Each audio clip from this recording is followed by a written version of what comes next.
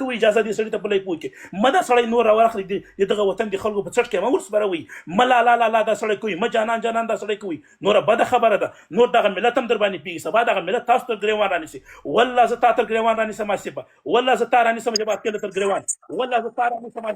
خوشاله مایک دې بند ده آصف مایک دې بند ده اوس خلاص شو اوس صحیح شو مننه د انجینر صاحب حیات الله نه مننه او مننه حمزه صاحب خازه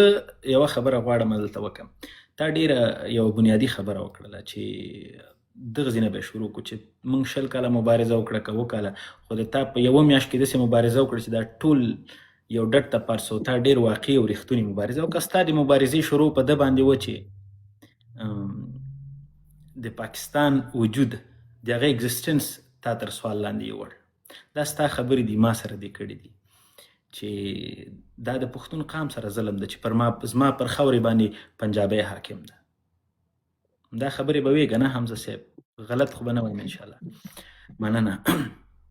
مننه ورځ ته ځان ته د همغه سټابلیشمنټ مدافع ځان ته وایي چې زه خو د پاکستان یم څنګه دا دوه خبرې ته عین حال کې ته کولی سي یو ځل وایي چې زما پر خاورې باندې دغه د پاکستان په نامه هیواد چې جوړ شوی دا ظلم دی دا زما خاوره ده زما ځمکه ده زه د دې خاورې اصلي اوسیدونکی یم زه افغان یم دا زما وطن دی بیا بیرته څه وخت وروسته د خبرې بدلیږي وایي چې زه خو د پاکستان مدافع یم پاکستان زما وطن دی زه د دې دفاع کوم څنګه یې ساده دا دوه خبرې دي فکر نه کوئ په تناقضاتو کې تاسو قرار لري مهرباني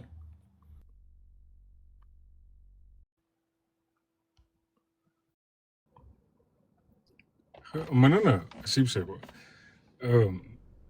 دا خبره صحیح ده دا تناقضات دي دا متضادې خبرې دي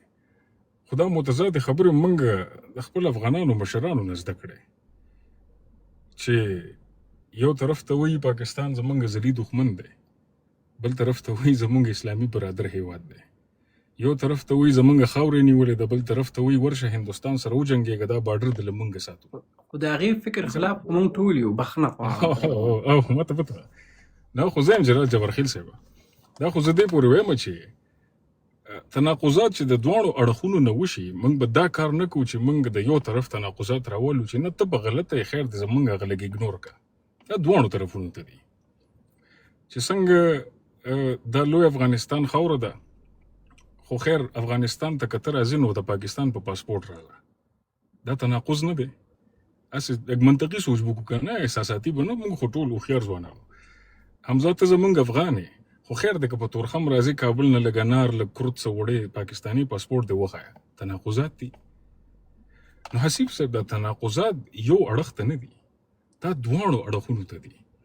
زم ملامت یم تم ملامت یې او ملامت ناست دی د ملامت سړي سره ناست دی ورته وایي ته ملامت دی دواړه ملامت موږ ناستو چای ډوډۍ کوو یو بل سره نو یا خو دواړه ملامت نه او یا دواړه ملامت و د دې نه بله لاره خو کیدی نشي که نه ګوره حمزه شنه که دې په یاد راځي زه انشاءالله حافظه مې ډېره قوي ده خصوصا د ملګرو خبرې ډېر زه د زړه نه اورم او ستا خبرې خو بیخي زما له هیره ځکه نه وځي چې په دغې قصې کې ما ورته ډېر ډیپ تللي وو زه ورته د حکومت او د دولت خبره نه کوم زه ورته د ولس خبره کوم بر وطن کې ولسونه په کوم افکارو په کوم نه ته د بر وطن د شاعر خبرې واوره د خیبر خاوره د خیبر تیږي دی په لوږه کې حسابوي چې زه کله وږی سوم زه د خیبر کاڼي خورم په کوم مطلب دا شعر وایي زه د دولت خبره نه کوم تا ته خو به بالکل د افغانستان اسلامي جمهوریت یا د طالبانو په اوسني حکومت کې به تا ته هلته وایي چې ته زه هلته خپله قونسلګرۍ لرم زه به هلته سفارت لرم ځکه دا نړیوال اصول دي فی الحال دا حقیقت زه ورته نسو بدلولی خو د ولس په صفت زما او ستا خبرې خو باید دغسې نه وي که نه ستا او د کوز وطن د یو بل پښتون ځوان لکه د ګیلمن ترمنځ ولې دومره لوی توپیر موجود ده ته ولې راځې د اسټابلیشمنټ په نمایندګي باندې په دغه ډول غږېږي ته وایې چې موږ دواړه په تناقضاتو کې قرار لرو نه لرو ته ولس یې او که نه یې ته خو به د پاکستان د اسټابلیشمنټ کوم کارمند یا کوم مامور نه یې ته خو یو زما په څېر یو عادي وګړی د دغې وطن ستا خو باید نظریه د اسټابلیشمنټ د نظریې سره فرق ولري ولې فرق نه لري ته ولې دغه خبره کوي چې موږ په تناقضاتو کې قرار لرو دولتونه پرېږده د ولس په صفت ستا نظر څه ده آیا ته د لوی افغانستان په نظریه باندې باور لري؟ د دا دواړه ولسونه خپل بولي، که د دواړه ولسونه خپل ګڼل نو بیا د بر وطن د ولسونو میندو ته څنګه دا ډول الفاظ کارولی سوی چې دا خو دغسې مسایل دي؟ دا خو سړی ډېر ځوروي. زه خو د کوز وطن ولسونو ته په ژوند هم بده خبره نسم کولی. ما خو که یو لفظ دیم زما پیدا که ځکه دا خبرې ځکه نن درته کوم چې ته نن ماته مخامخ ناست دي او دلته 3,000 انسانان ما تا ګوري.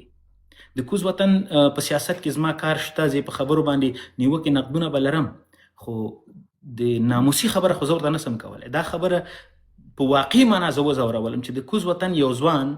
چې دا دایم لري چې دا لوی وطن دی، په ما باندې پاکستان په زوره جوړ شوی، او نن را پاسېږي وایي چې د پاکستان خلکو ته څنګه دا خبره کوي. ما ته خو د افغانستان د ناموسونو قصې معلومې دي، د امریکا بیزونه به زه در یاد کم، دا به در یاد کم.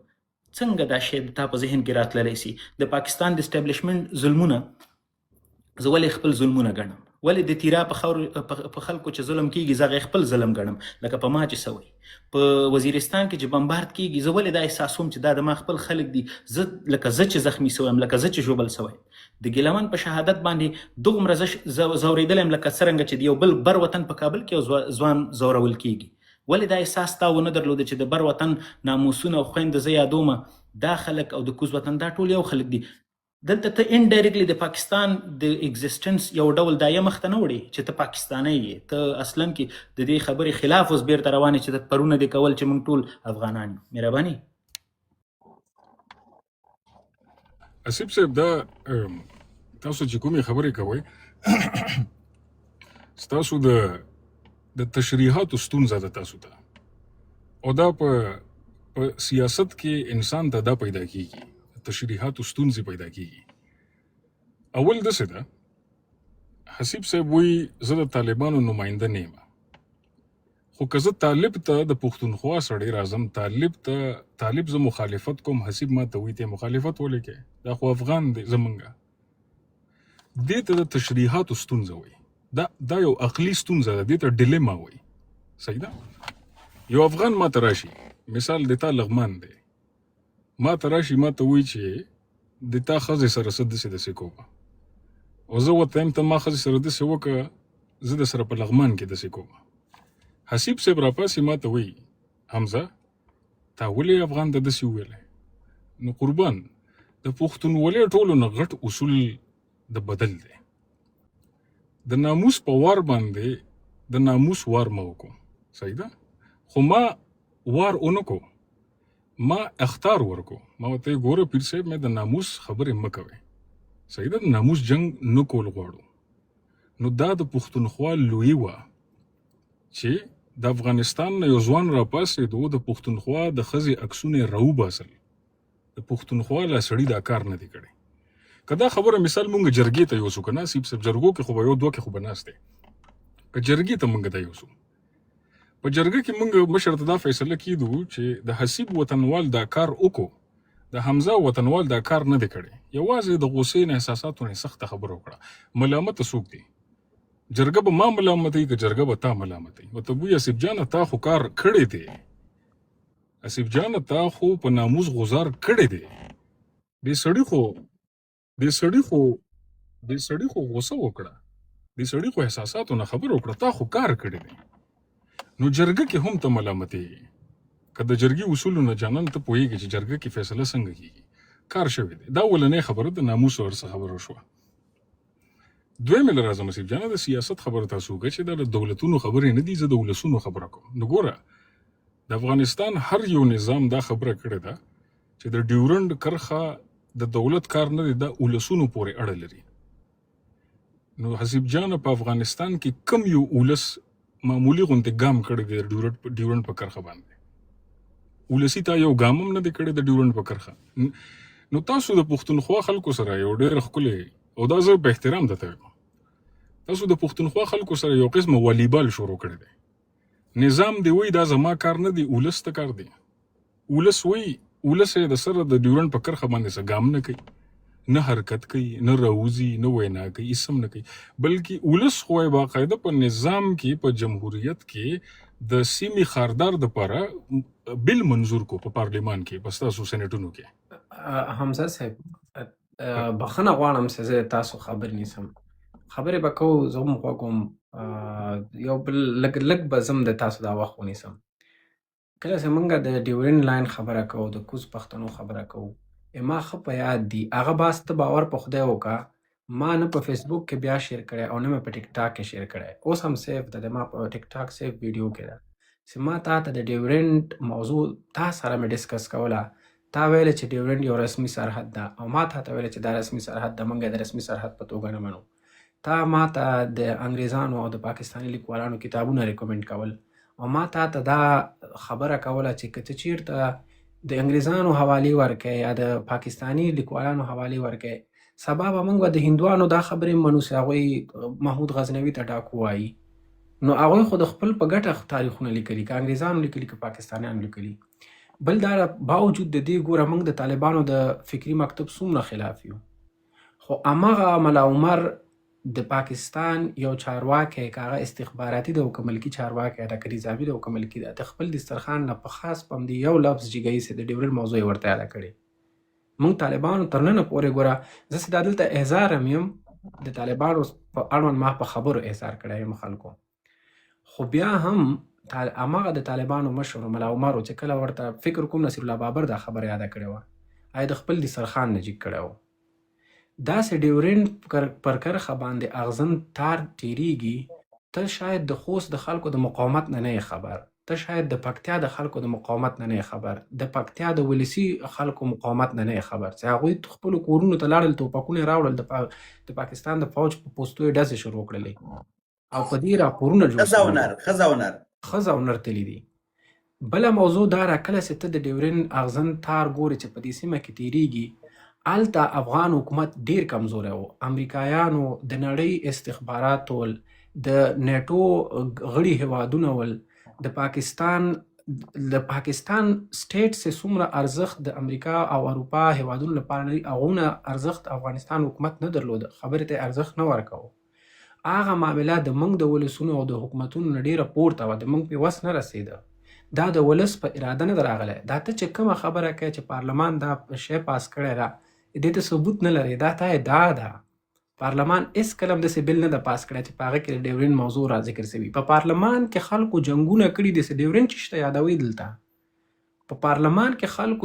وکیلانو یو بل په بوتلونو په چپلکو ویشتي دي چې تاسو څنګه ډیورنډ موضوع یادوئ. او په دې اړه باندې د افغانستان د ټولو خلکو یعنی اجماع ده، د ټولو خلکو رایه ده چې ډیورنډ رسمي سرحد نه ده، نه موږ منو. لکه څنګه چې موږ مدرسې ته ځو یا مسجد ته د ماشومتوب په دوره کې ځو، موږ دا خبرې عمق وخت کې زده کوو چې د موږ خاوره تر اټکه پورې ده. د چترال د موږ خاوره ده، کوټه د موږ خاوره ده، وزیرستان د موږ خاوره ده، پېښور د موږ د ژمنۍ پایتخت ده. لکه د تیمورشاه پاچا چې و، کابل به د اوړي پایتخت و او پېښور به د ژمي و.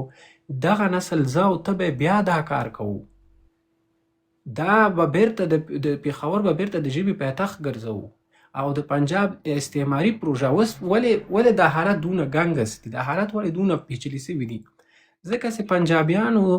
دلته موږ په خپلو منځونو کې په جنګ اچولي وو. ډیورنډ هم موږ نه پاتې ده، اتفاق هم موږ نه پاتې، یووالی هم موږ نه پاتې، افغانیت هم موږ نه پاتې، خپلوي هم موږ نه پاتې. هغه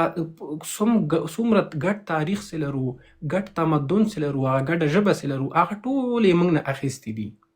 تا ته وایي چې ته د پاکستان په سیاسي جغرافیه کې شناختي کارت در سره ده او ما ته وایي چې تا سره د افغانستان پاسپورت ده یا د افغانستان تذکره ده او ته په دغه سیاسي جغرافیه کې ته یو بیل انسان یې، هغه یو بیل انسان ده. ته به هلته په ویزا او په پاسپورت ځې، هغه به دلته په ویزا او پاسپورت راځي. دا خو موږ نه دي کړي، که موږ خو ولسونه دا نه غواړو.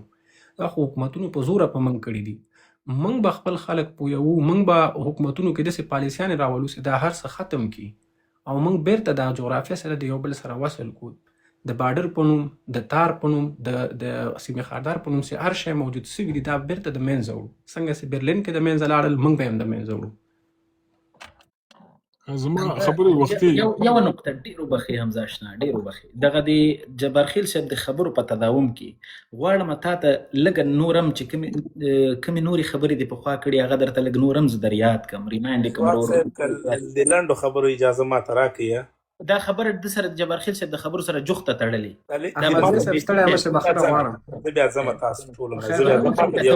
مې کمره سره دلته کېنه، دلته ډېرې خبرې دي. حمزه اشنا تا د ولسونو خبره وکړه د هغه کې درته ډېر په ډیټیلز کې جبار خیل صاحب وغږېد چې د خوست د خلکو د پکتیا د خلکو د کوز وطن نه د پی ټی ایم خبره وسوه د پی ټی ایم ملاتړ د سر په بیه او د مال په بیه باندې د بر وطن ولسونو کړي نن یم کوي سبا یم کوي حمزه اشنا په یاد دي تا څو وخت وړاندې څه ویل چې پی ټی ایم چې دپاره جوړ سوی او څوک یې سپورټ کوي په یاد دي که دا جملې درته تکرار کړم چې دا خو د را او د افغانستان د ایجنټان دي او د پاکستان خلاف یې دلته راپورته کړي دي څنګه ته کولی سې چې په یو وخت کې دوه درې ډوله خبرې ته وسې کولی یو ځل وایي چې لوی وطن یو ځل وایي افغانستان ټول لوی کور بیا یو ځل راپاڅېږي د اسټابلیشمنټ دفاع کوي بیا بیرته راپاڅېږي د عامو ولسونو خبرې ته نقد کوي د پی ټي ایم موضوع کې د تا دریځ خو ماته اوس ثابته ده پخوا به ته نه پرې غږېدلې ګونګ به وې اما نن یوه هفته دوه هفتې وړاندې تا دغه خبره ډېره په زغرده وکړله چې پی ټي ایم د را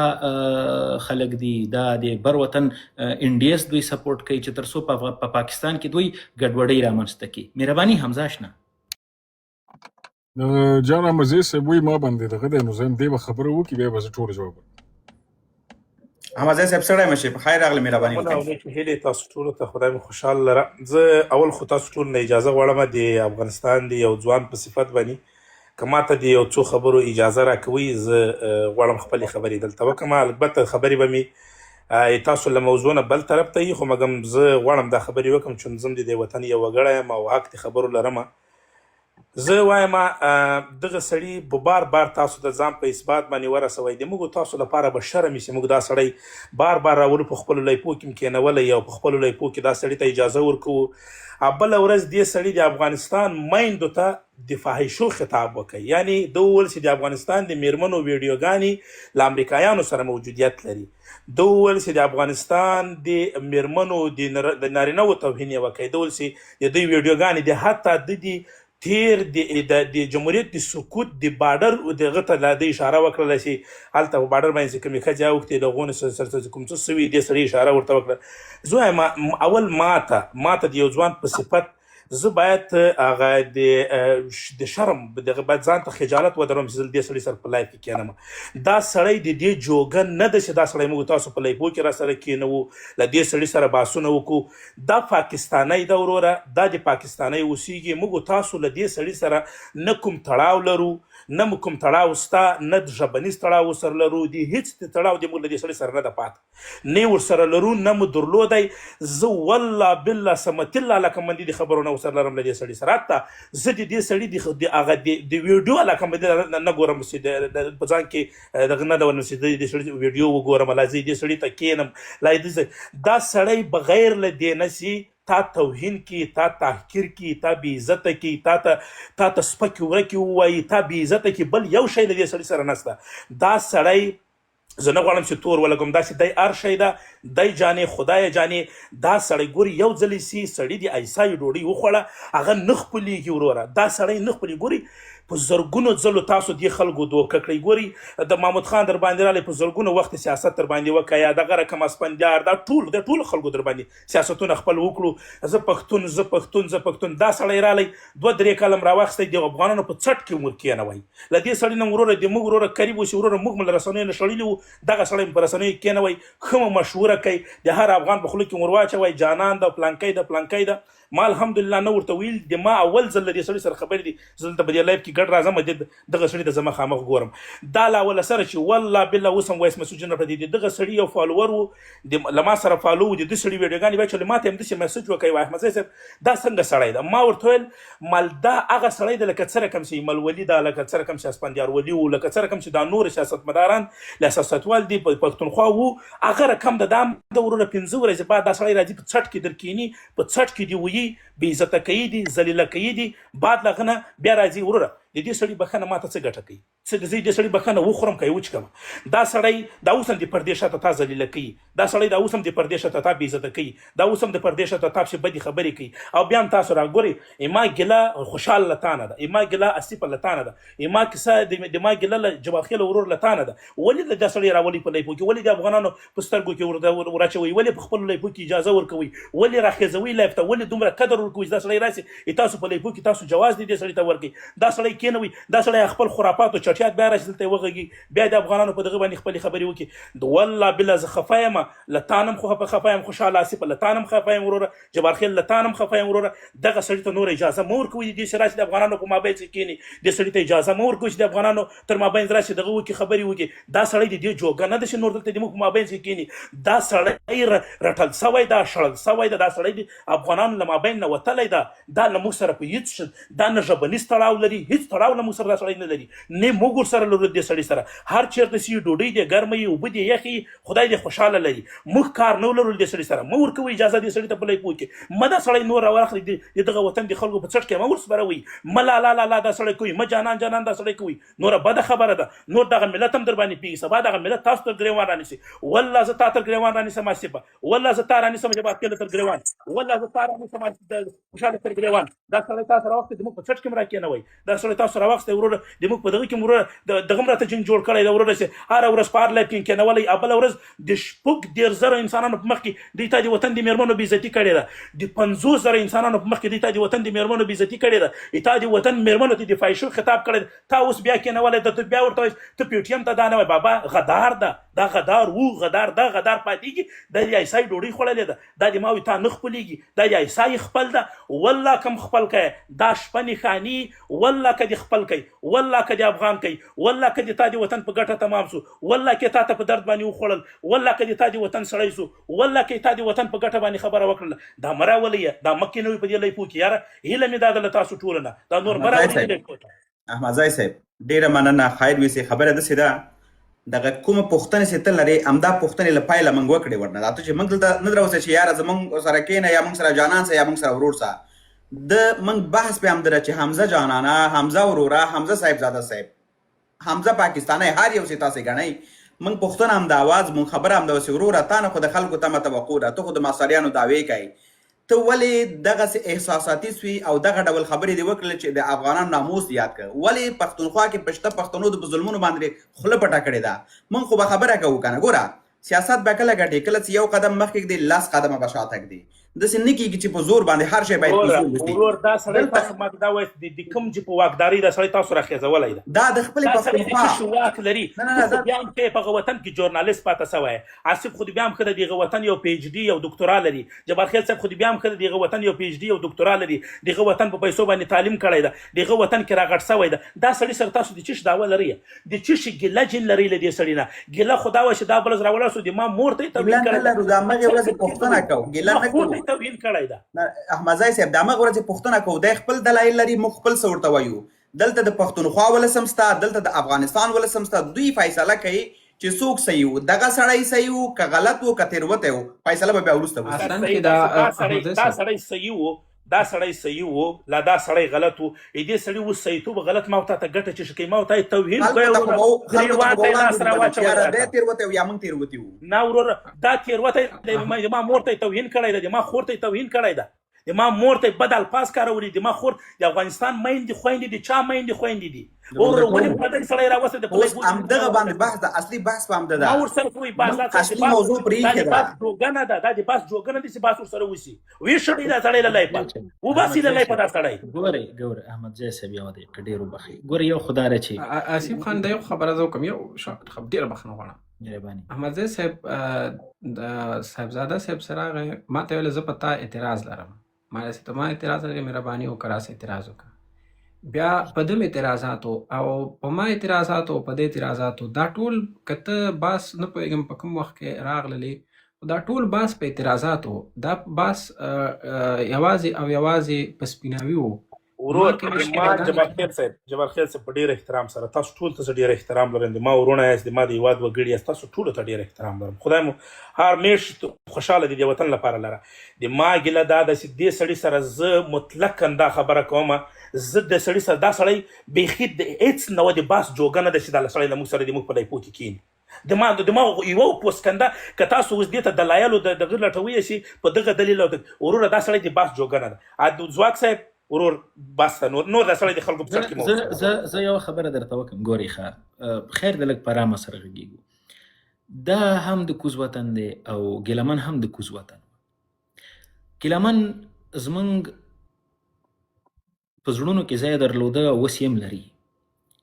زموږ هر وخت همدغه هیله او امید ده چې د ما د کوز وطن هر یو ځوان لکه د ګیلمن په څیر فکر او ذهنیت ولري. که یې کله نه لري دلته موږ څه وکړو؟ غېږې دوی سره ونیسو، جنګ ورسره وکړو، که نه بحث ورسره ونکړو. ودرې احمدزی صاحب خیر ده خیر ده. ولې دلته دغسې ځوانان باید راوستل سي چې دوی هم واورېدل سي. موږ واښه نه خورو، موږ ډوډۍ خورو او موږ عقل لرو، موږ تعقل کوو، موږ په یوې خبرې باندې فکر کوو. یو ځوان د 2 کالو په دوران کې 50 خبرې کوي او د 50 خبرو دا ټولې خبرې یو له بله سره په تناقضاتو کې قرار لري، ټولې کانټرډکټري خبرې کړي دي. اوس هغه بحث چې موږ د کلونو په دغې خاورې باندې لرو، په دغې ولسونو باندې لرو، فکر نه کوي چې د اکتوبر په میاشت کې چې کومه غونډه وسوه په خیبر کې، د دغه تر شا پوهېږي راز د دومره ولسونو د راتګ د دغه راز څه شی و؟ راز همدا و چې بحثونو دپاره موقع په لاره واچول سوه. دغه موقع رامنځته شوه، خلکو پرې خبرې وکړلې، د دغه ټلیفون له لارې هر چا دغه خبرې واورېدلې. نن حمزه راځي دغه ځوان دلته موږ کېنولی، ګوره پرونه پورې ویلې لوی افغانستان، احمد شاه بابا، میرویس نیکه، دا ټول د موږ مشران دي، اے پی فقیر، غفار خان، دا ټول زموږ مشران دي. اما نن ورځ خپل ځان یې له موږ جلا که، چې کله یې درنه ځان جلا که تا خبره به بلکل دلته سمې چې نور زیاتي دلته د یو پاکستاني خطاب وکړه، دا نور ځان افغان نه بولي. خو خلک د دو خبرې باید واوري. ځکه جان احمد ډېره بخښنه غواړم نوم ورته له هیره او د اڅکزی ته محمود خان اڅکزی، حسن خان، نور دا ډول انسانان به ته د خبرو له لارې پیژنې که نه، ته به دوی ته دا موقع ورکوې چې دوی وغږېږي چې ولسونه د دغه د ګیلمن، د حمزه، د محمود خان اڅکزي او د منظور پښتین ترمنځ باید فرق وسو کولی، ځکه هر ټولنه کې ښه او بد شته. او که دا موږ ټول په یوې تلې کې وتلو که نه، بیا خو بیا داسې کېږي چې مطلب د کوز وطن ولسونه نور موږ وچ کلک چې کوم د دغه د حمزه په څېر او د محمود خان اڅکزي په څېر انسانان دي چې دوی غواړي چې د کوز وطن هغه ریښتوني افغانان او پښتانه چې په دغې دایې کې دوی قرباني سوي دي، غواړي هغه هم په دغه تله کې ورواچي چې دوی وګوره د بر وطن ټول ولسونه موږ ته د پاکستاني خطاب کوي، دوی موږ افغانان او پښتانه نه بولي. موږ به دا چانس دوی ته نه ورکوو، موږ به د دوی هره ترخه خبره تیرو، ځکه د دوی په ذهنونو باندې کار سوی، د دوی په افکارو باندې کار سوی. که چېرې دوی نه موږ مطلق د دوی سره خبرې بندې کړو، نو دا بحثونه به بیا څوک کوي، دغه خبرې به تر ولسونو څوک رسوي. فکر وکړه احمدزی صاحب په دغه 15 کالو په جریان کې د 2018 نه جبارخیل صاحب چې کومې ورځې نه پی ټي ایم رامنځته سوی، څومره انسانانو به د ډیورنډ په موضوع باندې ذهن خلاصوي، څومره د کوز وطن د ولسونو په ذهنیت کې به دغه شی ور اضافه سوی چې موږ خو دغه پاکستان خو پر ما باندې په زوره جوړ سوی، ځکه دوی ته خو په دغه د هیسټري سټډي د کچ کتاب د دوی سټډي اف پاکستان یو کتاب د دوی ده، هغه کې یوازې مطالعه پاکستان هر شی چې د په دغه کې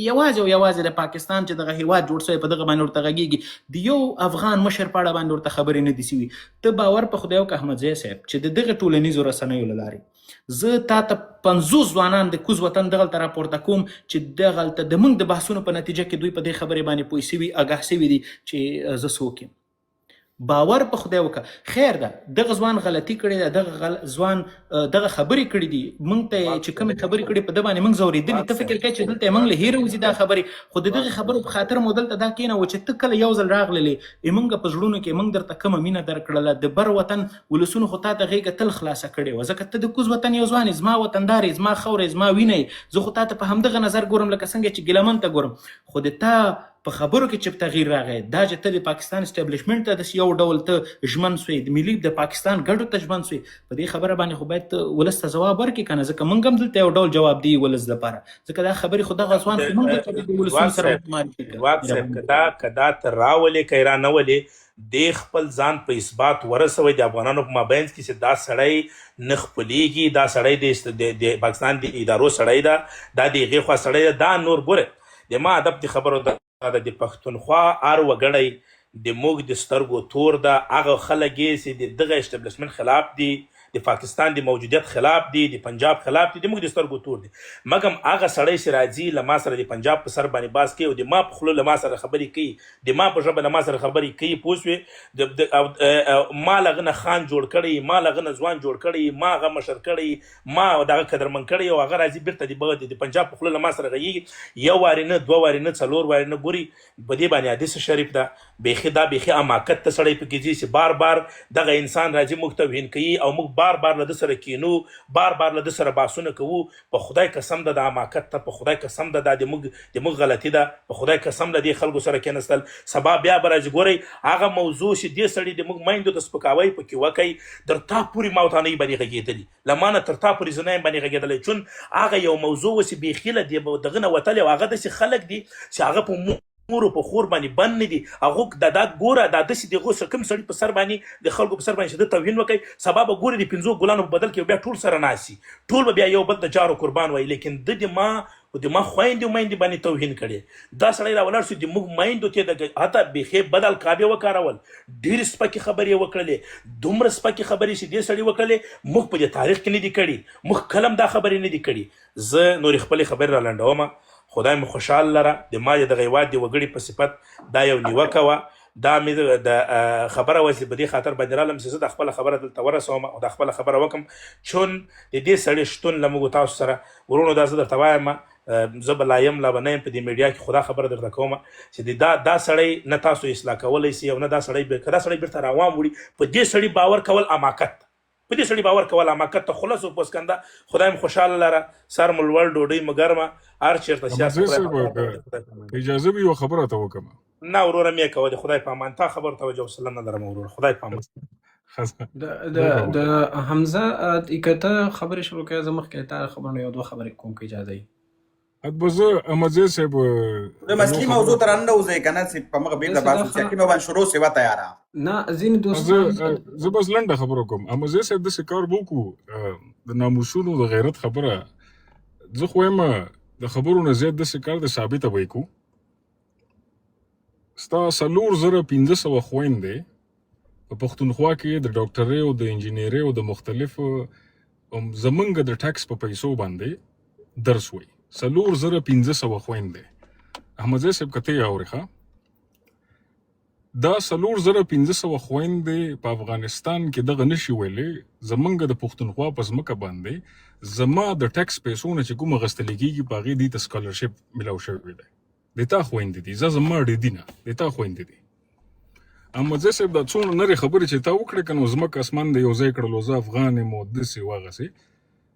داسې کار وکړه. د 4500 خویندو کې د 3 خویندو ذمواري واخله، د 3 خویندو واخله چې زه جان احمدزی ډېر نر سړی یم، د افغانستان په ناموسونو خفه کېږم، د پنجابي او د ګل خان د پیسو نه یې لرې که، د 3 خویندو معاش راولېږه پښتونخوا ته چې دا درسونه او دا خپل هر څه پې پوره کړي. دا زما په ټیکس روان دي، زما پیسه ده، زه یې درته په مخامخ په لایف کې درته وایم دا زما پیسه ده. د تا خویندو باندې زه درسونه وایم، د تا خویندو نه زه ډاکټرې جوړوم، د تا خویندو نه زه انجینر جوړوم، د تا خویندو ته ما مکتبونه، پوهنتونه، هر یو څیز مې ورته کولو کړی دی، صحیح ده. او دا به سبا د تا وطن ته ځي او د تا خدمت به کوي، د تا د میرمن علاج به کوي، د تا د مور علاج به کوي، د تا ناموس به پې ساتلی کېږي. یو سړی به د تا ښځې ته لاس نه وړي ډاکټره، همدا خور کم چې ما د ډاکټره که درځي به د تا ناموس په ساتي. نو جان احمدزی صاحب دا نرې خبرې په میډیا کې ډېر خوند کوي، یو عمل نر وکړه، راشه د یو 3 خویندو د 4500 نه د 3 خویندو ذمواري واخله. زه به دې وبولم چې په افغانستان کې ته یو ډېر نر سړی. دا زما لنډه خبره وه، ته قربان که بیرته واپس راکتې. دادا صاحب زه لنډه ډېره خبره کوم ځکه جان احمد زما ډېر نږدې ملګری دی، زه ورسره پېژنم، زه ورسره ناست یم.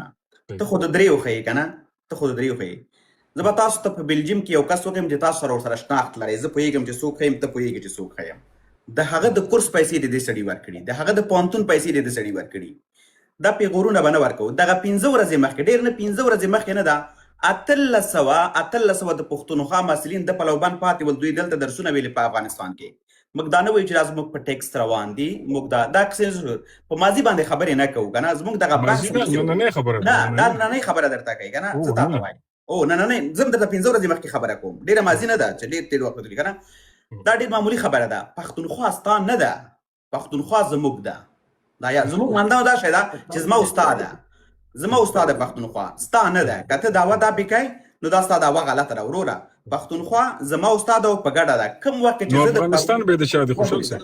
ما دواړو ده، زه نه یم زمونږ دی. ما ته نه یې لرې کړی، ما ته نه یې لرې ګوره. کړی. خوشحال صاحب او خوشحال صاحب یو- یو یو- زه دا یو خبره کوم. یو افغانستان هم زما دی. همدا جواب زه ورکوم. ګوره افغانستان هغه وخت ستا دی چې ته د پاکستان د ځان پاکستانی ونه ګڼې، هغه وخت ستا دی. کله چې پاکستانی ګڼې، کله چې د پاکستان پاسپورت در سره په لاس کې ده، اصلا ستا نه دی، اصلا ستا نه دی او نه ته پکې حق لري. خو کله چې ته د پاکستاني ادارو خلاف سولې، جبار خیل صاحب یو ډیره زه سیاسي بالکل. زه تا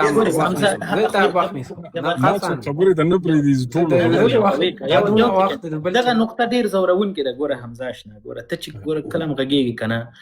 ډیر د پیغور او د دانې په ژبه غږیږي او دا ډیر دردونکې ده. ځکه زه هم د کوز وطن ولسونو ته په زرګونه پیغورونه ته غواړې زموږ د خولې واورې، خو ته پوهېږې دا خبره زه ولې نسم کولی، ځکه په هغه ولسونو کې زه ځان وینم. خو ته د بر وطن په ولسونو کې ځان ځکه نه وینې چې ته ځان ته پاکستانی وایې. زما په ننګرهار کې څومره ځوانان په سپین غر پوهنتون کې زده کړې کوي په خپلو پیسو. زما په وطن کې، زما په خاوره کې خوی کوي کنه، او په خپلو پیسو یې کوي کنه، په خپلو پیسو یې کوي که د بل چا په پیسو یې کوي، زما په خاوره کې خوی کوي کنه. خیر دا پیغور وزه تا ته درکم چې زما په وطن کې ته ولې زده کړو ته راځې؟ یعنې چې دا څومره ماشومانه خبرې دي چې ته یې کوي. ګورې خیر نه ځواک صاحب، نه زه یو خبره کوم خوشحال صاحب، زه نه نیسم، زه نه پرېږدم. خبر یم چې د سکالرشیپونو په دې ټولو موضوعاتو نه دا یو پوینټ، یو بل ته د پیغور په ژبه ته وغږېږي. زه د حمزه صاحب ته یو خبره کوم. ګوره ته چې کله ځان د لوی افغانستان ګڼې، ته به بیا د قندهار د ښځو عزت هم خپل عزت ګڼې، ته به بیا د وزیرستاني او د بامیان د ښځو عزت یو رقم خپل عزت ګڼې. ته په دې خبرې یا شاید نه یې خبر، کېدای سي تا ته چا نه درښودلي یا د شاید تاریخ دې له بلې زاویې نه مطالعه کړی. موږ تاسو هېڅکله هم پردي نه یې ګڼلي. په کابل کې د تاسو لپاره موږ د غازي لیسه جوړه کړې ده، موږ د عبدالرحمن بابا عالي لیسه درته جوړه کړې، موږ د خوشحال خان په نوم باندې، خوشحال خان خټک په نوم باندې عالي لیسه جوړه کړې ده. موږ په ټول تاریخ کې د ټیک ټاک، د فیسبوک، د یوټیوب او د کتابونو په ټول تاریخ کې یو لیکوال، یو ټیک ټاکر، څومره احمق ټیک ټاکر راوخلا افغانستان تر اوسه دا پیغور نه ده ورکړی چې د ما په غازي لیسه کې پلانکی پښتون چې د بستانکي ولسوالۍ یا ولایت د وزیرستان ولایت ده یا د پېښور ولایت د راغلی دلته په مفته درس وي. دا به یو زه درته دا نه وایم لیکوال هوښیار روشنفکره تعلیم یافته نه، احمق ترینه ټیک ټاکر د افغان راوړه دا پیغور به تې وانه وړي، ځکه چې هغه وزیرستانی خپل افغان ګڼي، هغه چې ته پیغور ورکړي خپل افغان ته. ته راجګېږې، تا ستونزه څه ده؟ ته راجګېږې د باګرام ښځو ته پیغور ورکړې، ته راجګېږې د کابل ښځو ته پیغور ورکړې. والکه خو تا خپلې ښځې دي، تا د وطن ښځې دي که نه؟ ما خو بیخي خبرې ونه کړې، ټول یو بل نه دې وکړه. ځکه دا ګوره ته حتمن مینوال لري. دا کوم سړی چې راخته و جبار خیل صاحب که نه، موږ او تاسو څونه سیولایز طریقې باندې بحث کوو. هیله کوم جبار خیل صاحب دا کوم سړی چې راخته و که نه، د تاسو ته ګورو، تاسو خو صحیح د وطنوالم دی، تاسو خو به کلم دا نه وایي چې وروره ته په غلط دی وطنوالم. زه تا سره تیز لاړم، حسیب خان تیز لاړه، خوشحال خان تیز لاړه. نه ته د ده خبرې وره، د ده هر ویډیو کې، د ده هر ویډیو قسم په خدای که اوس مې ته موبایل راواغست بلکې شته را سره د جان احمدزی هر ویډیو شروع کیږي دا د هیرا منډۍ نسلونه د پښتونخوا ګرد ولس یادوي. دا سړی دا چې د ناموسونو خبرې ده کولې، که زه دروغ وایم جبار خیل صاحب لږ د زمونږ د لایف پرېږده لاړ شه، د ده اکاونټ کې هر یو ویډیو ګوره، هر ویډیو کې وایي دا د هیرا منډۍ نسلونه د پښتونخوا ګرد ولس یادوي او هر ویډیو کې یادوي. صحیح ده؟ نو ماله د ده خبرو پسې خندا راتله کله چې دې بر راوختې د ناموسونو، د غیرتونو، د عزتونو خبرې کولې. وروره تا ټول عمر د پښتونخوا سړي ته هیرا منډۍ نه دی، اوس راځه کیله کېږي په دې خبرو. نو ګوره جبار خیل صاحب زما یو عادت دا دی، اوس په دې بخښنه غواړم چې څه رقم سړي وي زه هغه سره هغه رقم چلمه. دا سړی داسې دی د سره زه داسې چلم. الفاظ دي که نه دا ته خو په دې ښه پوهېږې. ګوره نه زه پوره کوم خیر مهرباني نه د پښتونخوا ولس هغه لږ نه دی یاد کړی که یو ویډیو یې ثابته کړله زه دلته نه نه یو دلته یو ویډیو ډېره ګوره حمزه زهر الله صاحب، خبره حمزه شنه ما ته نو ګوره ما همیش ګوره د فلسفي خبرې ته ما خو خبرې ته نه پرېږدې که نه خیر دغه یوه نقطه زه باید دلته تا ته مخته کېږدم د فلسفي قصې ته کې فلسفي نه کوم، زه خو خبره خو پوره کوم که نه. یوه نقطه زه درته ږدم مخته بیا ته ښه ډېر وغږېږه او زه درته غوږ نیسم د فلسفي خبرې ته کوي، د علم خبرې ته کوي، د ریفرنسونو خبرې ته کوي، زمونږ د لسو کال مبارزه ته په 2 میاشتو کې کوي. ته وګوره دومره عالم سړی بیا وایي چې څوک څنګه ما سره چلن کوي زه هغسې چلند ورسره کوم. نو دا ته فکر نه کوې چې تا په شخصیت کې ډېره غټه ستونزه ده. که تا ته یو چا کنځلې وکړي ته ورته بېرته کنځلې کوې یعنې څه شی څه معنا؟ ته خپله له ځان نه خپل شخصیت خپل ځان نه کرکټریسټکس نه لري. ودرېږه خیر خبره زه خلاصه کړم. او هغه مخکې چې د کومه خبره کوله کوم چې د موږ په ټکسونو باندې د بر وطن 3.5 زره نجونې هلته زده کړې کوي. خو دا خبرې خو چې زه تا ته که د سکې د پیغور په ژبه وکړم بیا خو دغه شی ته موږ نه غواړي چې موږ یې وایو خو موږ یې نه درته وایو. خو زه درته غواړم یادونه وکړم چې د افغانستان کې موږ یو جلا وزارت لرو، د قبایلو وزارت. د قبایلو هو دغه قبایلو د وزارت 2-3 ښوونځي په افغانستان کې په کابل کې په ځانګړي ډول باندې ټول سپورټ او ملاتړ کېږي. زه د هغه یو ښوونځي فارغ یم، د خوشحال خان بابا د لیسې. په دغه لیسه کې ما سره د کوز وطن مومند، د کوز وطن شینواری، د کوز وطن وزیر، دا ټول موږ سره هلته دوی زده کړې کولې. د دوی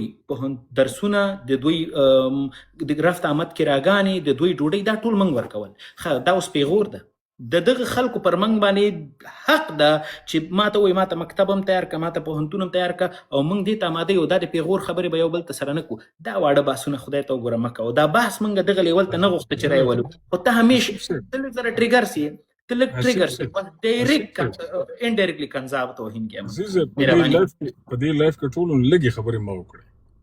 وخه کې دغه ما خو دې که نه ټولو لږې خبرې ما وکړې. نو د دې خو همداسې ده چې مړم زه او پړم زه. صحیح ده. دا خو ګوره یو سړي ته تا اجازه خوشحال صاحب اجازه ورکړه چې ستاسو لایف ته راشي. دا جو ګل خان او جاسوس او بې غیرت او داسې او هغسې غږېدو زه غلی ناست وم، هېڅ مې ونه ویل، نه احساساتي شوم. ځکه زه د خوشحال صاحب عزت کوم. د خوشحال صاحب په لایف کې زه څه وکړم، اوس کنځا شروع وکړم، سپکاوي وکړم، تیزي ویم؟ نه، د دې سړي زه عزت کوم، د ده د لایف د ده حجرې احترام کوم. غلی ناست وم ومېرېدم. دا پښتونولي ده چې موږ کم په دې لایف کې وکړه. دا پیغور ما دې سړي له پیغور مې نه دی ورکړی. ده وویلې چې زمونږ ناموسونو پسې دا سړی شوی دی، دا داسې شوی دی، دا داسې شوی دی. حالانکه ما ورته مثال ورکړو چې قربان که د تا ناموس زما د وجې یا زما د یو د پښتونخوا پښتون د وجې په خطر کې و، ستا خویندې به پښتونخوا کې درسونو ته نه راتلی. زما خو رونه درځي، زما خو سړي درځي، زما یو خور درغلی ده درسونو دپاره. بالکل نجونې هم راځي. بالکل زه دا دې ځای کې زه غلط ثابت شوم. زما خویندې هم درغلي نه دا ګوره دا د دواړو خویندې زه خو پوره کوم ولا قسم په خدای یو نیډ ټو ورک والله ډیر زیات زه تاسو نه هیله کوم دا واسطه ما خو درغلی دا وسړی زه تا ته خو سم چې د کوز وطن خور زما خور ده او ته ما ته وایې چې ما خو درته نران لیدلي زه خو پوره کوم ورته یو د وسړی دومره در سره په ارامه غږېږو ته دا لیول هم دغسې ښکته مو خو ټول رونه خویندې چې تا سره موږ جانان کوو په خدای که درته دروغ زه خو پوره کوم قربانه. نو دا د ناموسونو مثال ما دې پورې ورکولو چې پښتونخوا کې افغانستان زمونږ رونه خویندې دي، ځکه په دې ځمکه باندې ښه په ډاډه تور باندې راځي، درسونه وایي، ډاکټران، انجینران، هر څه کېږي دلته. صحیح ده. دا سړی چې راغی د هر ویډیو کې خوشحال صاحب خو انکار وکړو، نه یو ویډیو ته ثابته کړه چې دا د ویلي چې دا د هیره منډۍ نسلونه دي. صحیح ده. پښتونخوا یاده کړي. او نو پښتو کې چاته وایي؟ لاهور سړي ته وایي. دا پنجاب ته د دې اشاره ده. د پښتونخوا نوم که اخیستی ولس زه دلته ناست یم. په پښتو کې د لاهور او سیالکوټ سړي ته وایي څه شی چې د هیره منډۍ. موږ ټول افغانان هیره منډۍ. نو خوشحال صاحب تا نه زه لنډه پوښتنه کوم، ته خو سیاسي دغه پاکستان ته چې کوم سړی ژمن دی هغه د هیره منډۍ نسل دی، دا ستا دعوه ده؟ پاکستانی ریاست ته بالکل. نو دا ټولې خویندې خو زمونږ په پاکستاني درسګاهو کې سبقونه وایي د پاکستان بیرغ لاندې. ګوره حمزه صاحب زه یو خبره وکړم یو خبره کوم دغه خبرې ته ماته اجازه یا راکړه خدایا یعنی نن اولینه ورځ ده خوشحال سي یو دقیقه خوشحال حمزه صاحب خیر ده یو ځل په ماته وکړه. حمزه نه ته خدای خوشحال اختیار سي ته قسم وکړه چې ته په دې خبرې باندې ته دا خبره چې تا وکړه دا خبره لږ منطقي تا ښکاره کېده. تاسو منطق زما خو نه دي دا زه تا دا خبره حمزه خوشحال صاحب یو نه. دا وایي هر هغه دی کوي منطق د تا ده نه خبرې دی کوي دا خبره لږ منطق نور هم پرې غږېږو. خوشحال صاحب ونه وي ماته اجازه خو راکړئ مهرباني مننه لګه ګوره د خوشحال صاحب دا وده چې کوم سړی د پاکستان نظام ته ژمن دی هغه د هیره منډۍ نسل دی زه د سره منم ما د سره ومنله نو 40 میلیون افغانان د پاکستان نظام ته ژمن د پاکستان پیو کارت ریفیوجی کارتونه وسره د پاکستان دا د پاکستان د ژمنتیا ثبوت دی کنه البته دا ګوره تور ته به کوم زده زر ګوري حمزه صاحب زه یو خبره کوم زما دا یو خبره وکړه حمزه زه خوشحال صاحب یو سکند هغه خپل هم خاندي خپل منطق په ونی تاسو لیونی یې. نن اولینه ورځ ده چې دا سړی کنفیوز ده چې څه وایم څه نه وایم خوشحال چې په ګوتو راځي موږ پکې خپلې خبرې کوو. د تیرو څو کلونو را په دې خوا په کوز وطن کې په پښتونخوا کې چې کوم حالت روان دی بیا په ځانګړي ډول په دغه تیرو څو هفتو کې چې کوم حالت روان دی په دې باندې به کله زموږ د کوز وطن ځوانان په ځانګړي ډول صاحبزاده حمزه صاحب ته وایم تاسو به کله دا پلیټ فارم برابروي په دې مسایلو باندې به خپل بحثونه کوئ دا کم ظلم او وحشت چې پرون په هغه لارون کوونکو باندې وسو تاسو به حتما هغه ویډیو کتلی هغه ځوانانو هیڅ نه وکړي من په دغه یوې وړکې موضوع باندې موږ په بحث درلوده خو د تاسې زه چې څومره هلته د پښتانه ځوانان ګورم په ځانګړي ډول چې د اسټابلیشمنټ ملاتړ کوونکي دي انډایرکټلی ملاتړ کوي دوی به کله راپاڅېږي د خپل د اسټابلیشمنټ په وړاندې خپلې خبرې لري خپل نیوکې خپل نقدونه ځکه چې دلته داسې پښتانه شته لکه د ګیلمن او نورو په څېر چې هغوی حتی دغه سټیټ خپل نه بولي وایي چې دا پر ما باندې په زور راغلی او بل طرف ته مثلا تاسو یې حمزه صاحب چې تی خپل هیواد بولي خپل ملک یې بولي خپل دولت یې بولي خپل سټیټ یې بولي او ویاړلی پاکستانی نو ته کله به د کوز وطن د پښتنو په حق کې خپل غږ پورته کوي کله به د دغه ظلمونو په وړاندې د دو په وړاندې خپل هغه دریځ ثابتوي چې دا ظلم او وحشت په ما باندې ولې روان دی دا پوښتنه تا مخکې له جبار خیل نه وکړه چې جبار خیل تا ولې دا خبره د یو ملت په صفت ونه کړله چې دلته کوز وطن کې هم دغه هر څه چې په بر وطن کې سوي د کوز وطن له ادرسه د پنجاب نه سوي دا خبرې تاسو ولې نه کوئ موږ خو چې کوو موږ ته خو اکثره وخت بیا خلک وایي چې ته د کابل یې ته خو کابل یې ته ولې په کوز وطن غږېږي ته خو د کوز وطن ځوان یې تا ته خو دغه ټول مسایل ډېر ښه واضح او درته ښکاره دي لکه شیشه ولې په فیض حمید نه غږېږي ولې په د آیسای په اجنډو نه غږېږي دا دومره مسایل چې پراته دي تاسو په مخ کې دا نن ورځ منظور پښتین چې په کوم حالت کې ژوند کوي ګیلمن وزیر په کوم ډول په شهادت ورسید علي وزیر په کوم ډول باندې بندي دی څومره محکوم یې تاسو د دغه محکومیت غږ به تاسو کله پورته کوئ مونږ خو هغه د لګیای ګډ مطلب مات ګډ لګیای هم د بر وطن خبره کوو هم د کوز وطن خبره کوو څه مو چې د وسې پورې هغه کوو تاسو به کله دا هغه تصمیم نیسئ چې ولا زه به د کوز وطن د ولسونو په حق کې باید پورته سم کنه یو موضوع پیدا شوی حمزه صاحب که د پیاد راځي د ټیک ټاکرانو ډېر یو چیپ او لوېدلې موضوع په هغه کې دومره جدي وغږېدلی حتی چې د بر وطن ناموسونو ته تاسو ورسېدلی بر وطن په مسایلو باندې وغږېدلی متوجه وي چې دغه نوې وړې موضوع ته تا دومره لوی حساسیت وښود الان کې هلته چې په سلګونه ځوانان د ما د کوز وطن شهیدان کېږي هلته بې کوره کېږي په خیبر کې په تیرا کې په دې ټولو سیمو کې په ده باندې خو د تاسو سټینډ بیخي نارمل هېڅ بحث مو پرې ونه کړل او نه مو خبرې درته په دغه ډول واورېدلې دومره جدي بحث چې تا د افغانستان ناموسونو په اړوند وکړه چې موږ ته خو دا مسایل معلوم دي په دې موضوع ولې تاسو نه غږېږئ دا به موږ در سره ومنو چې زموږ ډېر ټوله تا سره پرته ده ته د دغه پاکستاني اسټابلیشمنټ د ظلمونو په وړاندې به کله دغه ډول جدي غږېږي زه غواړم هغه احساسات دی چې د موږ په وړاندې د بر وطن د خلکو په وړاندې تا وښودل هغه د کوز وطن د ولسونو د غربت د بدبختۍ د مظلومیت په وړاندې به کله د احساسات ته پورته کوي او د اسټابلیشمنټ د ظلمونو په اړه غږېږي مننه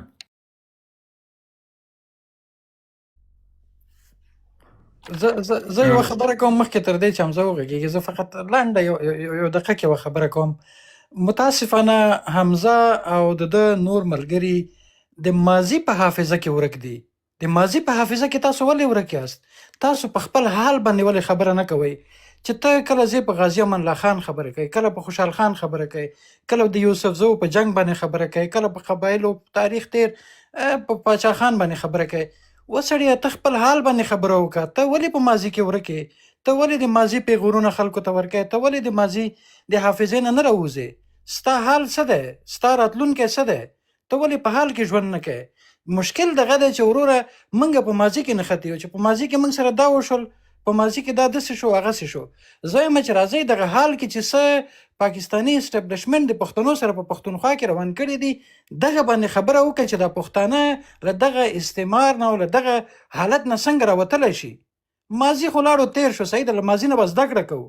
د تاریخ نه به زده کړه کوو. نور تیر تاریخ ما ته څه شی راکوي؟ خو هغه نه به پند اخلي، عبرت به اخلي، زده کړه کوي، مخکې به ځې. نو لپاره دا مهمه نه ده چې دلته دغه ولسونو باندې یا ظلم کیږي یا د ولس خپلواک دی نه دی یا د دوی دغه د پښتنو اختیار واک د پنجابي په لاس کې دی. نو هغه ورسره دغه شوي دغه وایي زه خیر موږ پښتانه سو، موږ به د پنجاب غلامي کوو، که پنجاب د بل چا غلامي کوي، خو دلته موږ بېرته په پښتنو باندې خپله یو څه حاکمیت یې راکلی دی. نو هغه بیا دوی ته خوشحاله یم، هغه ځای نه هغه معاش اخلي او د معاش په مقابل کې بېرته پښتنو باندې خپل ظلمونه کوي او د پنجاب سره یو ځای دي. نو پنجابیان چې دي هغې باداران دي او دوی چې دي یو ګډاګیان دي. نو هغه شی دی هغه د هغه پنجاب پالیسي چې دغه پر مخ باندې وړي. تاسو څه ویلي سیال صاحب؟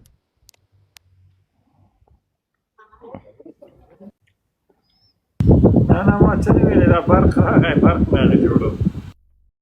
صحیح ده. زه د سره یم، خو سیال صاحب زه لږ مصروف یم، زه به مایک بندوم درته د سره یم. تاسو خبرې کوئ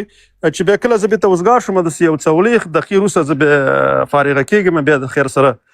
بېرته که تاسو بیا آنلاین وئ زه به در سره خبرې وکړم. خو دلته در سره یم په منځ کې که وخت پیدا کېدو بیا خبرې کوم. دغه یاسین نور د پښتونخوا دی ما په نظر، دی به مهرباني تنها عکس به دې لګولی. سلام علیکم ټولو ملګرو ته سلامونه. علیکم سلام، تا ته هم سلامونه، په خیر راغلی. مننه ورور جانه. نو ما خو ستاسو پروګرام دومره ونه کړو، ټیم لږ وشو. ستاسو موضوع په څه باندې کوم ځای اول ځان موږ ته معرفي کړه؟ زه باجوړ کې یم. باجوړ کوم ځای؟ خاص باجوړ کې. باجوړ دغه پیښه چې هغه ورځ سوات کې رامنځته سوې وه، د خلکو په دیدګاه، د خلکو په نظر، یعنې عام فکر د دغه پیښې په اړه باندې څنګه ده چې دا هېچا له خوا نه دا کار سوی ده؟ نو ورور جانه زه به ته دا خبره وکړم که نه چې پاکستان کې کومه لوبه اوس روانه ده که نه، نو دا د هغو خلکو شروع کړي که نه چې قسم په خدای که د هغوی یا مشر معلوم وي، هغه خلکو شروع کړي.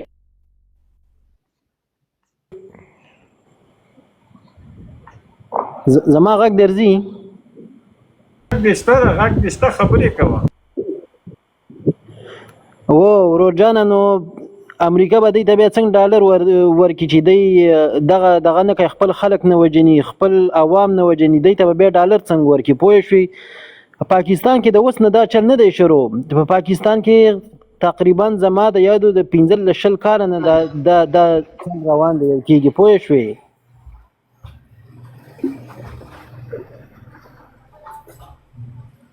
دا چې یاسین ورور دغه چې عام خلک چې تاسو ویلې چې موږ په باجوړ کې د عام خلک چې د پوځ له خوا نه وژل کېږي یا د حکومت له خوا نه وژل کېږي، پکې شهیدان، دغه د عام خلکو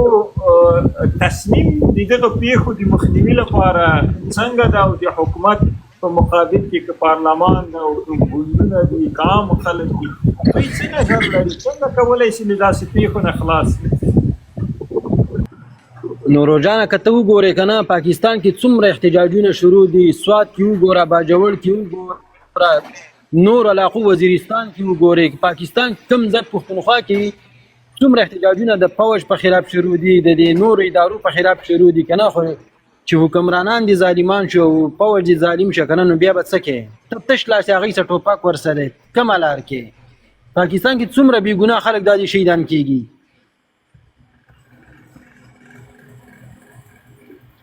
او بل خو روزانه دویمه دا خبره ده کنه چې دا خبره دې څوک نه کوي چې پاکستان کې جهاد روان دی او دا قسم دی زه ته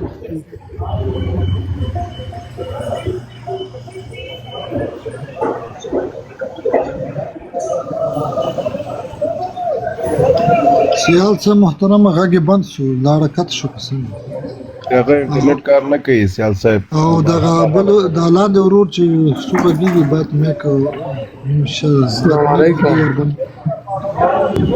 قدرت ته سره مشه کېږي ورور ته برابر طبيعتونه ټول ستړي مشه دا هم ستړی مشه وروره تاسو د کوم ځای یاست تاسو مهرباني زه خو د وزیرستان یم د کوم وزیرستان جنوب که شمال جنوبي وزیرستان ونه هلته وضعیت څنګه ده وضعیت والله چې دومره خراب دی که نه چې زه به درته ووایم چې زه خپله یم د وزیرستان او زه دلته په اسلام آباد کې کار کوم که نه نو که چیرې هلته وضعیت صحیح وای که نه نو ما بیا دلته څه غوښتل چې ما پنجابي سره دلته یو کار کوم که نه نو ما به په خپل کلي کې کار کړی خو بس خلک داسې دي چې دا وضعیت امنیتی خرابه ده اقتصادي خرابه ده صحي خرابه ده او رواني دا خو مختلف اړخونه لري که نه تاسو د کوم وضعیت له وجې اسلام آباد کې سیاسي هلته مزدوري کوئ دا د ټولو سیډونه خراب دی دا کې پی کې څه دی که نه یو سیډ نه وضعیت صحیح نه ده جنګونه دي پکې کاروبارونه نشته خو کوم ځای کې جنګونه وي که نه اول زه خپل نه غواړم چې هلته زه سرمایه گذاري وکړم که نه او بیا داسې نور چې چا سره پیسې هغه دا سوچي که نه چې یاره دلته جنګونه دي که ما دې کې کاروبار شروع که نه نو زه بله ورځ جنګ پې وشي که نه هلته زما کاروبار ته نقصان رسېږي که نه نو د هر یو چا سوچ دا دی که نه چې دی بهر ته یعنې اسلام آباد په دې ځای کې دی خپل کاروبار شروع کړي څنګه وروره اصلي پوښتنه یو دا ده چې اوس په اسلام آباد کې د کار وضعیت څنګه ده تاثیرات یې هلته نه دي ولیدلي د پښتونخوا د جنګ یا د نورو منطقو د جنګ په دې کې خو اسلام آباد ته نور هم ګټه ځکه چې کوم د کې پی کې والا کسان دي که نه کوم پیسې لري که نه مالداره خلک دي هغه ټول دلته راغلي دي نو په دې سره د اسلام آباد کاروبار نور هم ښه شوی دی ورسره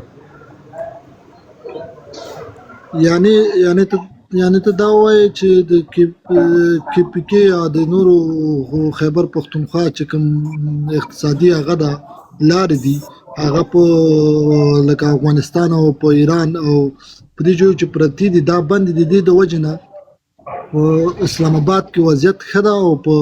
پښتونخوا او په دې جو کې وضعیت ښه نه ده ستا مقصد دا و بالکل ځکه چې اول زموږ خپل بارډر دی که نه د افغانستان سره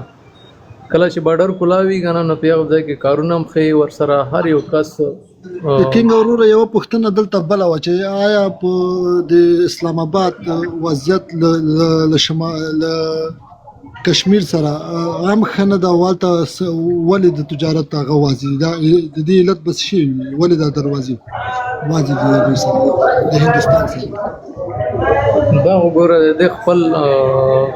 د کوم پلانونه دي که نه هغه پکې اخښي په کشمیر کې چې حالت خراب کړی دی خراب کړی دی که نه دی خپله خراب کړی دی نو دوی کوم هغه لري ګټې لري په دې کې چې کشمیر کې وضعیت خراب شي او د پنجاب د حکومت دا کم خلک چې دوی څه ګټې لري په دې کې دې ګټه دا ده چې خلک پوه شي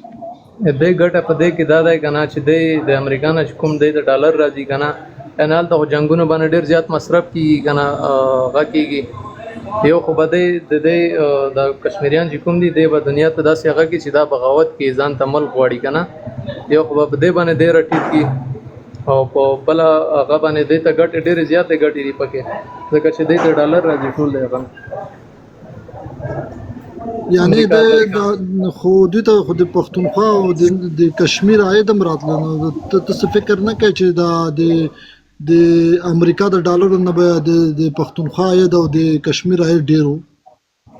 ولې نه د پښتونخوا خو ډېر زیات دی پښتونخوا کې بیا څنګه دوی نو څنګه کولی شي چې د لږو پیسو لپاره ډېرې پیسې د لاسه ورکړي نه ورکړي دی چې پیسې د لاسه ورکولی که نه یو خو داسې دی که نه چې دی باندې کشمیریان ټیټوي که نه کشمیریان یو څه ټیم کې مخکې دی ویلي و چې یاره موږ خپل ځان ته ملک دی په لکه بیخي نه انډیا سره کېږو نه د پاکستان سره کېږو که نه نو په دې وجه باندې دی اوس زور پې اچوي که نه چې ټي کې دی کاروبارونه ور خراب کړي دی ته واچوي چې دی په اسلام آباد دی ځای ته کارونو ته راشي که نه نو دا خو همدغلته یو پوښتنه کینګ وروره بله ده که چیرې د اسلام آباد په کشمیر کې ګټه نسته ده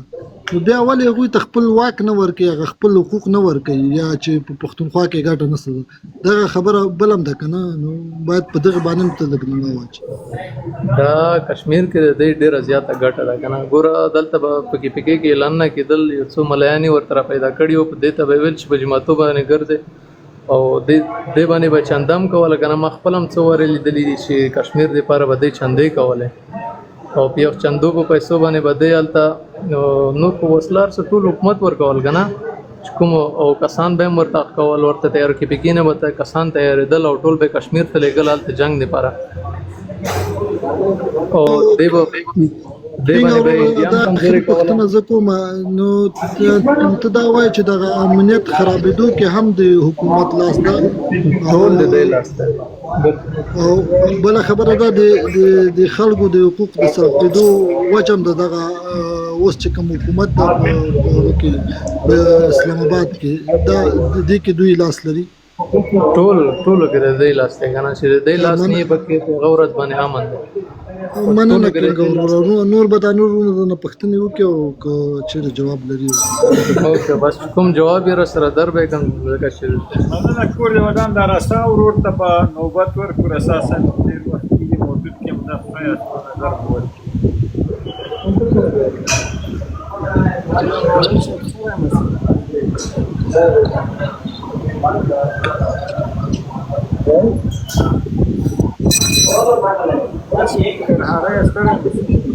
شاید صاحب محترم دی نو دې ورور نه به زه پوښتنه وکړم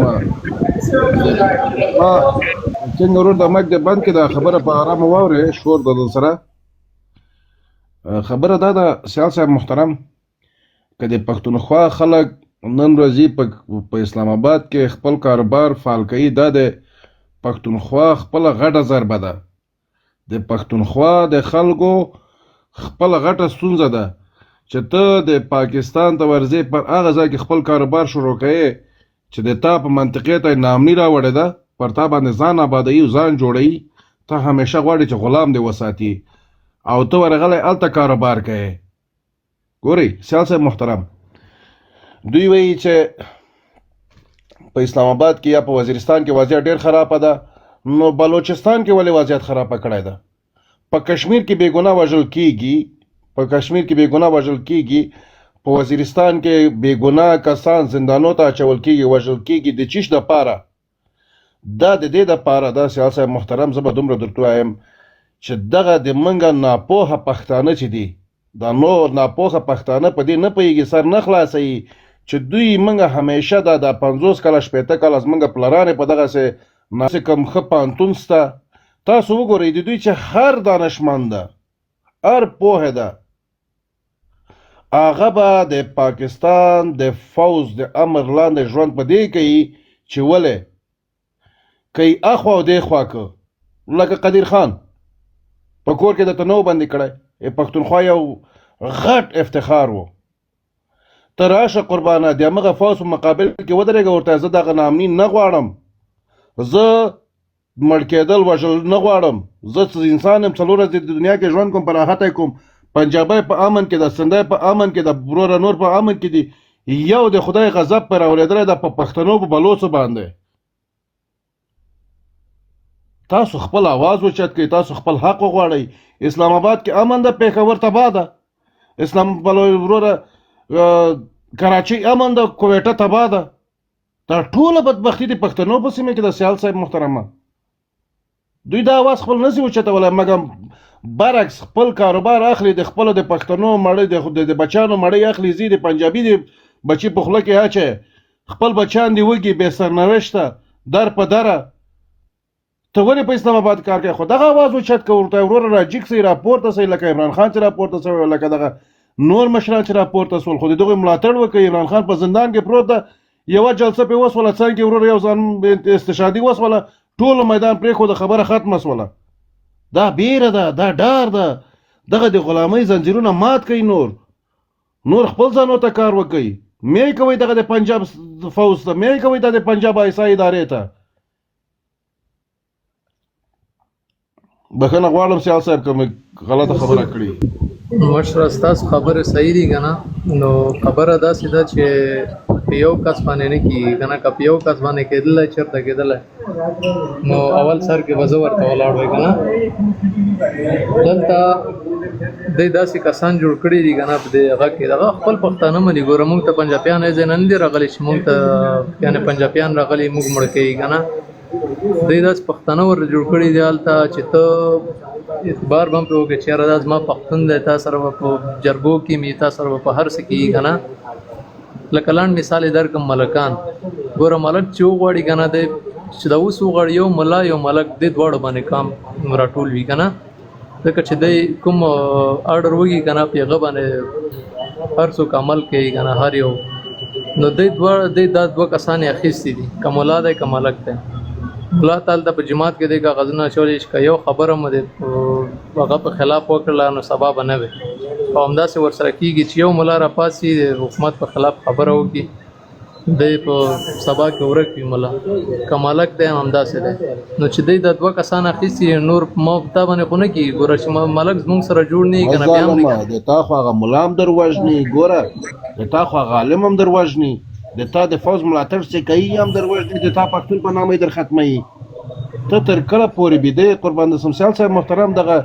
کم کس دا مفتي چې و تقریبا یو 3 میاشتې مخکې چې په شهادت ورسوو دا چا وکړو؟ که ده خو نه پړه وروره مجاهد په غاړه ونیوله نه بل چا ونیوله، خو دغه فوز وکړو. ته خدګیز درته کویم دا چا مړ کړ؟ تا پښتون وژني، تا پښتون کمزوری کوي، تا پښتون غواړي چې غلام دې وساتي.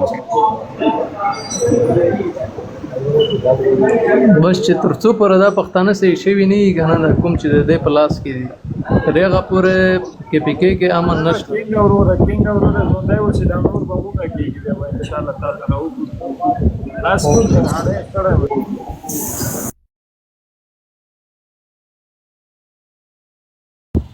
رسا وروره تاسو خبرې نشئ کوئ.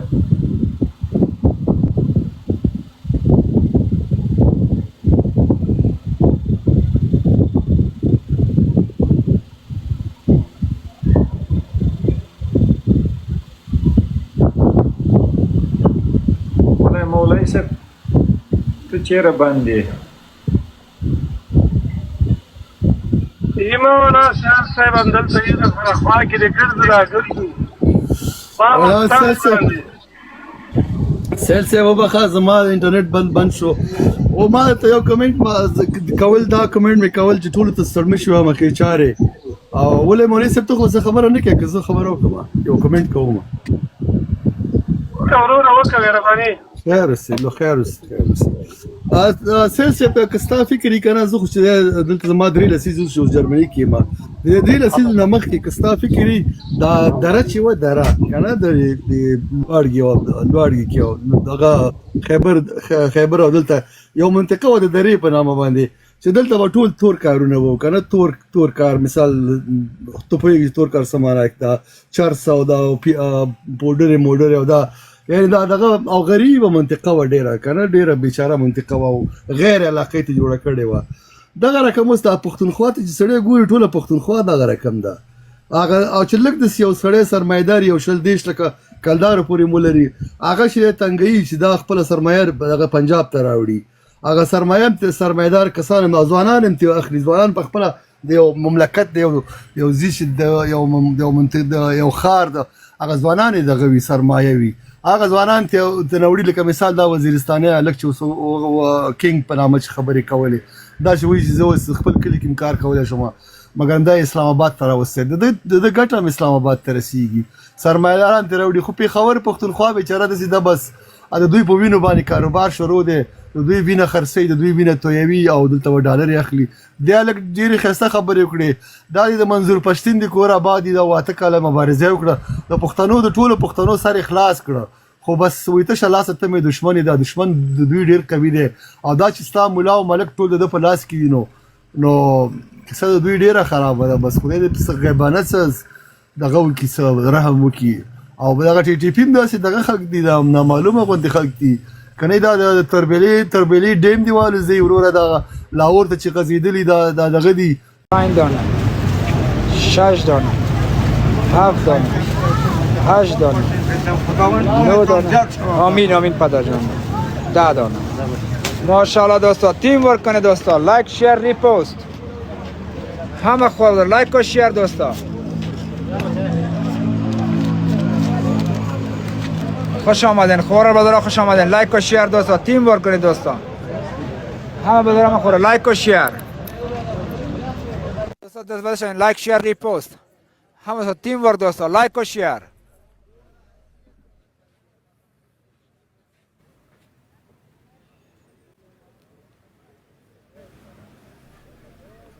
دوستان لایک شیر ریپوست همه خور بده تیم ورک دوستان تیم ورک دست بره دوستان لایک و شیر لایک و شیر دوستان تیم ورک بدر خورا لایک کنه شیر ریپوست دوستان تیم ورک است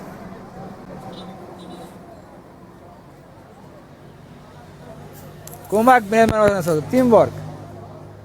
دوستا بگیری بخیر کمی خانه ما برای طرف خانه دوستا تیم ورک هفتونیم شام از دوستا بیای برادر خور اول کمی خانه ما خلاص شد 100 کوین 200 کوین دوستا تیم ورک لایک شیر ریپوست همه دوستا تیم ورک کنه دوستا لایک کنه شیر کنه ریپوست بزنه دوستا نازنین ماشاءالله دوستا تیم ورک چند خانه ما مونده لایک شیر ریپوست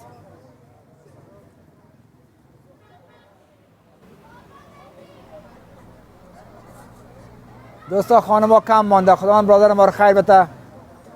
خداوند 10 چند شبتش 100 چند شبتش که نام خدا اینجا دانه خانم طرف هر خانه روان کرد 10 دانه مردار خداوند 10 چند شبتش لایک و شیر دوستا تیم ورک ماشاءالله دوستا لایک شیر ریپوست همه برادر همه خوره لایک شیر ریپوست دوستا تیم ورک دوستا لایک شیر ریپوست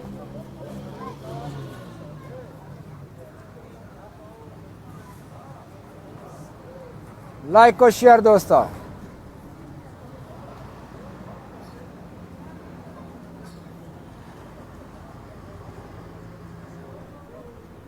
لایک شیر ریپوست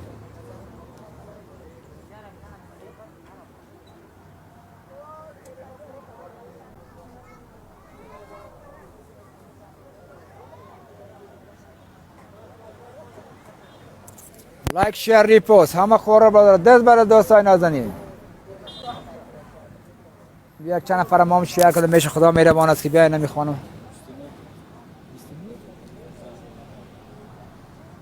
لایک شیر ریپوست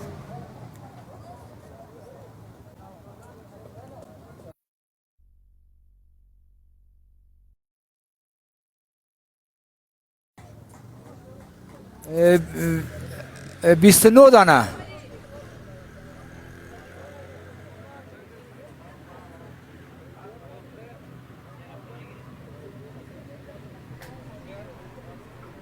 29 دانه خانم مانده 29 دانه خانم مانده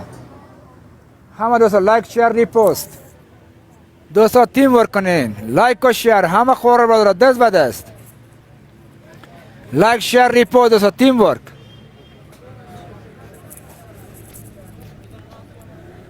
دوستایی که تازه به برنامه آمدین خوش آمدین کمک به نظمندای وطن لایک شیر ریپوست 200 کوین 5 تانان دوستا لایک و شیر 29 دانه خانم مانده دوستا تیم ورک کنه دوستا دست به دست 100 کوین 200 کوین بزنین ان شاء الله خانم هم خلاص میشه بعد مردا شروع میشه دوستا تیم ورک کنه دوستا نذارین دست به دست همه خور بده لایک شیر ریپوست ماشاءالله دوستا تیم ورک لایک شیر ریپوست همه بدر همه خوره لایک و شیر لایک شیر ریپوست دوستا تیم ورک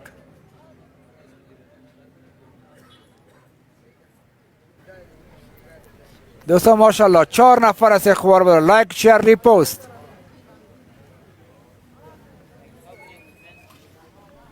لایک و شیر همه بدون همه خورد تیم ورک دوستا لایک شیر ریپوست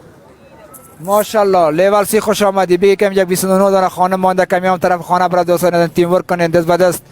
200 کوینز 5 تا نان میشه هر برادر ما هر خوار ما که از هر طریق میتونین از طریق گیف از طریق حواله اختیار به خودتان دوستا لایک کنید شیر کنید ریپوست بدون دوستا 29 دانه خانم مانده دوستا تیم ورک لایک و شیر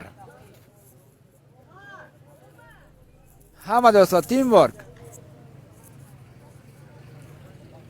ماشاءالله دوستا تیم ورک دوستا لایک و شیر خوش آمدین برنامه ما کمک به نیازمندای وطن لایک شیر ریپوست